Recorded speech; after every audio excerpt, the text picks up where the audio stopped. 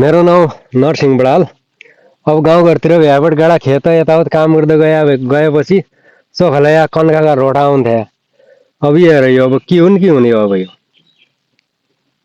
के हो यो ब्रेडमा है मजाल चाहिने यो के भन्नु पर्यो यो बङ्गुरोको मासु मुनबाट के भन्नु नि मजाल चाहिने यसो छ है हाम्रो खाए ल यो एउटा भाइ छ कसो के छ भाइ मिठो छ राम्रो छ पहिलोचोटि होला है यो युरोपमा यो ब्रेड खाएको हाम्रो गाउँघरतिर अब खेतबारीमा यताउति काम गर्दाखेरि के भन्छ घोकाका रोटा होइन अनु के भैँसाको छाई